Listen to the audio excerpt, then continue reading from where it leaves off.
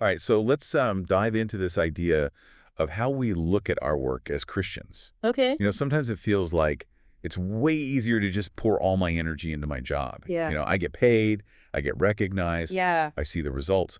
But when it comes to serving God, it can feel a lot different. Yeah. It's tough, isn't it? There's this excerpt, having the right mindset towards doing God's work. Hmm. And it really digs into that tension, like how we can sometimes be more dedicated to our jobs than to God's work. That's so true. I mean, Yeah. honestly, how do we bring that same fire we have for our careers Right. to volunteering at church or leading a small group? It's a good question. And the excerpt actually brings up Colossians 3:23-24. Okay.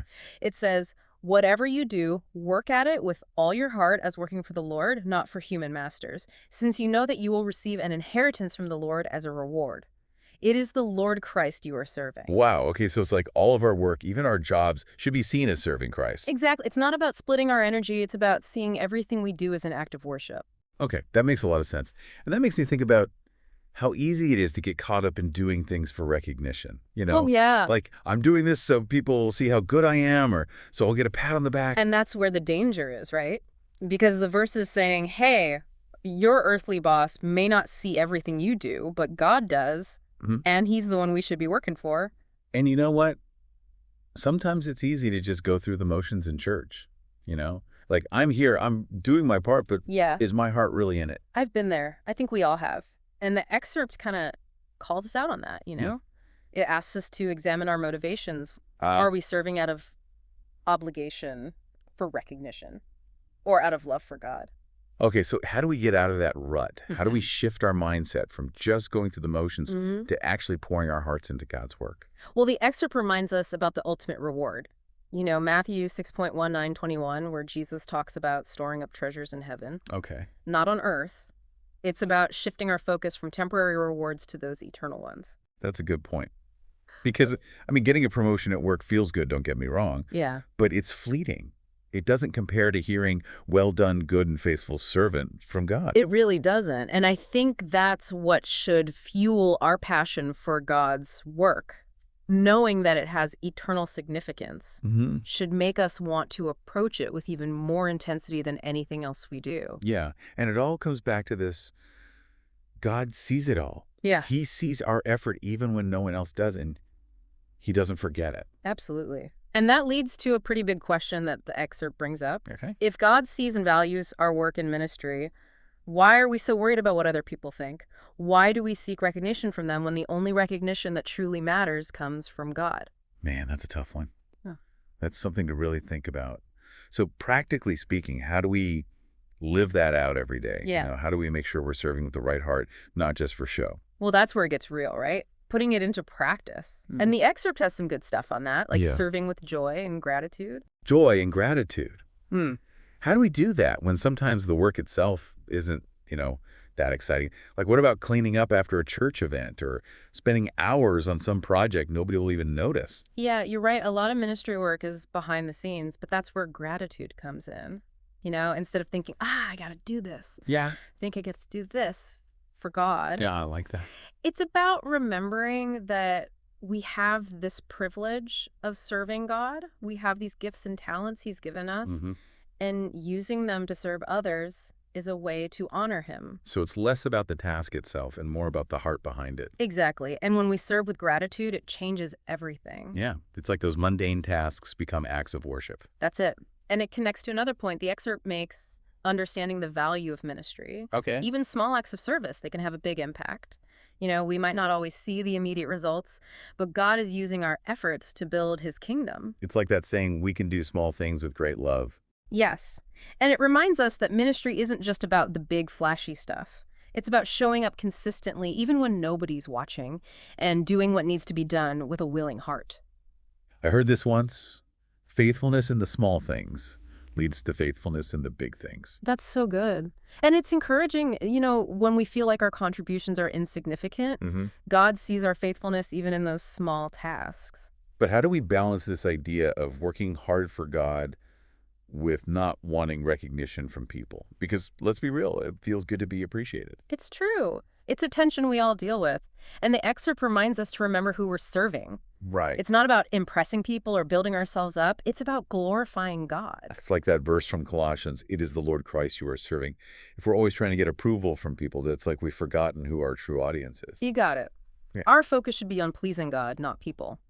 And that can be hard, in a world that's all about achievements and recognition. So how do we actually shift our focus from wanting human approval to wanting God's approval? It's one thing to say it, but how do we live it? Well, the excerpt has a couple of ideas. One is to remember God's presence. Like, he's always with us. He sees everything we do. That verse in Hebrews comes to mind. He is not unjust. He will not forget your work and the love you have shown him. Knowing that God sees it all, even when others don't, that can be really motivating. Yeah, it's like if we truly believe God is always with us, he sees our hearts and intentions, then it becomes less about what other people think and more about living a life that honors him. Exactly. And another practical tip is to find some accountability partners. Oh, yeah. Surround yourself with people who will encourage you in your faith and challenge you to serve God with your whole heart. That's so important. Having people who can speak truth into our lives can make all the difference. It really can. It's about community. Yeah. We're not meant to do this Christian life alone. We need each other for support and encouragement. Okay, so we've talked about serving with joy and gratitude, understanding the value of ministry, remembering who we're serving, and finding accountability. Anything else in the excerpt that stood out to you? Like any other practical tips? Yeah. The last thing the excerpt mentions is balancing our commitments. We've been talking a lot about dedication to God's work. Right. But we also have other responsibilities, jobs, families. It's about finding that balance so we don't burn out or neglect any area of our lives. That's a good point because it can feel like there's just not enough time to do it all. Yeah.